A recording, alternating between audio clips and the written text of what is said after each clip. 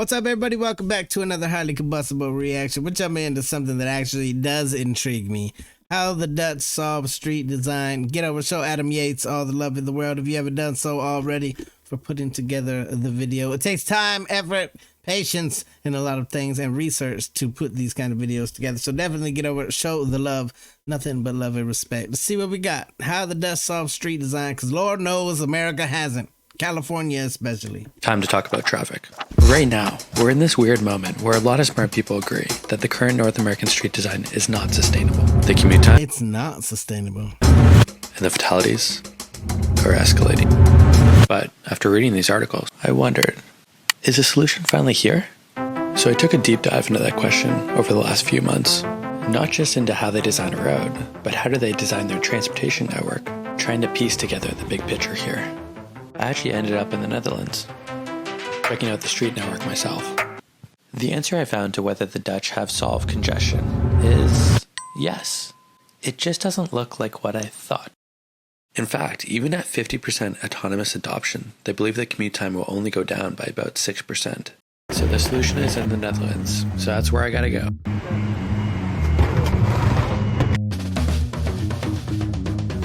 On the way. It's true. I don't think we've ever seen like a Dutch video where there's been like legit super traffic, and even normal traffic like we have here in California. It takes a long time, even by the highway. None of the roads over here are well maintained, even the highway. Like, that's one thing I will say. Every time we see cities, towns up in the Netherlands, everything flows so smoothly. Even the bikes versus the cars. Over here, the bikes are with the cars. Even though they say we have turn lanes, we don't have no, or we don't, even though they say we have bike lanes, we don't have bike lanes. They just took the turn lanes away from the cars and called it a bike lane. It's still right there next to the car. It's still dangerous. You guys have seemed to perfect the system. So going on a trip to actually see the system at work is very interesting. Hey, some context. In cities, car traffic will get slower and slower until it becomes faster to take transit, bike, or walk. This is known as the down Thompsons paradox. You might think that adding an additional lane will help, and it does temporarily, but then people switch to driving, noticing that it's faster, and the speed regresses back to the speed of the alternatives. This is known as induced demand. Pedestrians, cyclists, and vehicles. My mind's already blown. I already learned something. I didn't even think about something like that. The alternatives. This is known as induced demand. Pedestrians, cyclists, and vehicles can all coexist without conflict, but only if they're all going the same slow speed. This advances the principles of shared streets.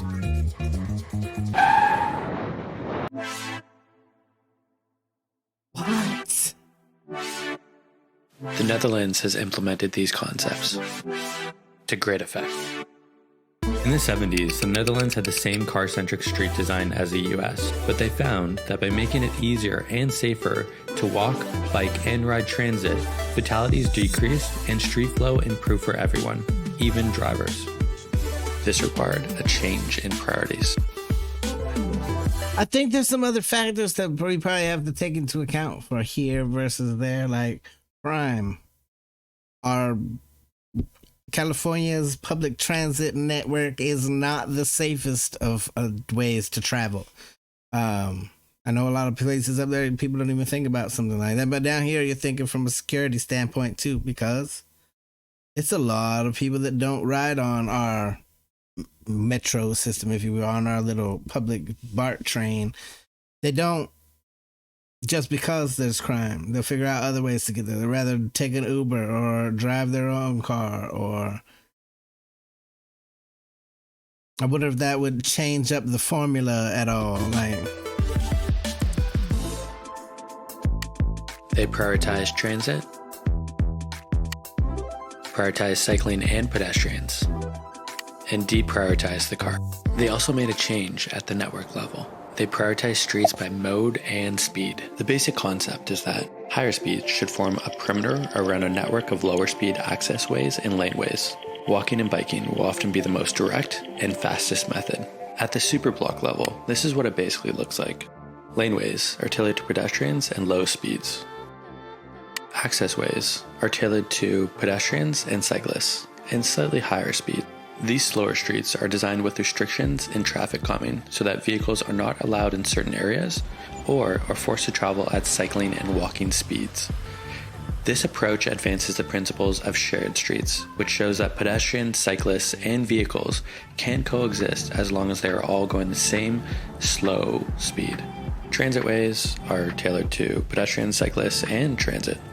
Boulevards accommodate all different modes, but you'll notice that transit is given its own dedicated lane, and pedestrians and cyclists are separated from vehicle traffic. And we could totally learn a lot from the Dutch. That's what I'm going to say. In a lot of different areas, not just our roadways. It's just a different world, night and day different world. When you look at how things run up there versus how things run all chaotically here.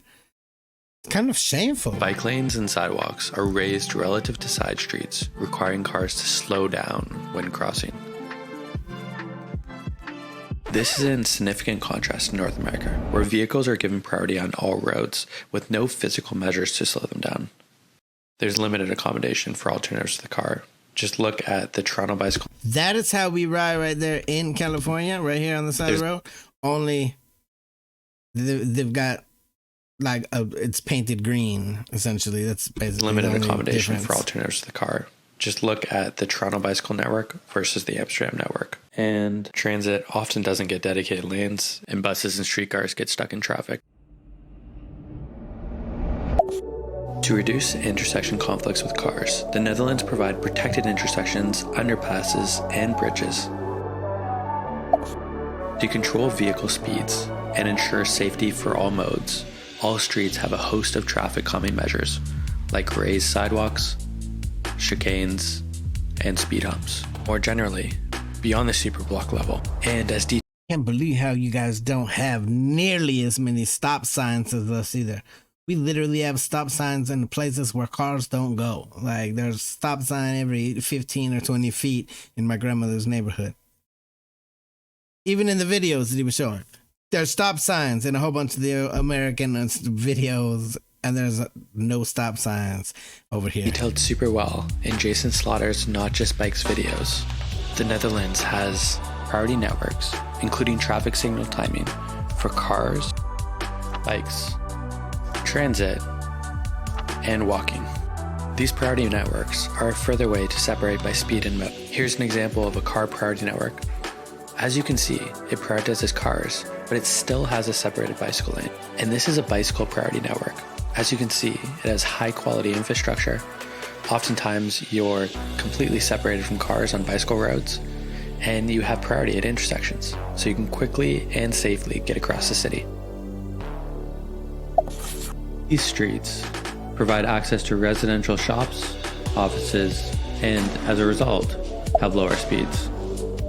In contrast to streets, perimeter roads have fast-moving traffic and have few accesses, and other modes are completely separated. North American cities mix streets and roads, called stroads, which incorporate high rates of speed with other modes and accesses, creating dangerous conditions. In simulations with Dutch street design, he pretty much nailed the explanation of over here. You can see the difference. North American roads are obviously not working, and it's pretty well known. What's up with the traffic in Toronto? I don't know. Have they figured this out? So the Netherlands has figured this out. In North America, we just need to change the standards, and things need to change at the political level too. In the Netherlands, when they go redo a road after its useful life, they just implement the new standard. We could do this in North America, but if we keep building with the same car-centric model, it'll only make the problem worse, even with autonomous vehicles. If you enjoyed that video, please like and seriously, subscribe. I did. And you'll definitely like these next videos. Get over and definitely show Adam Yates all the love in the world, lots of time and effort, and he made us learn some things, because there's some things that I didn't even think about. Like, why don't we just do it? We could learn a lot. I'm telling you, it's a different world. If you come over here, you probably won't want to ride a bicycle. A lot of the people that live in my town don't go out inside my town. They live here because it's closer of a commute to San Francisco or across the bay to their computer jobs. And then they come home at night and sleep. So we don't really have the right kind of network for the people that do live in town to get around on bicycles. Not safely, anyway. Definitely, I think crime would have to play a factor in it over here, because there's a lot of people that refuse to use certain public transits because it is just dangerous. There's stories every single day about things happen on the public transit. Who wants to risk that? So there's a lot of things to think about, a lot of things to consider, but it definitely looks like it works a hell of a lot better up there. So Adam Yates, the love. Smash the like button if you liked it, the dislike button, but I won't believe you. Tell the next one about the Combustible. You guys be happy, healthy, safe, love you to the moon, the back. Peace.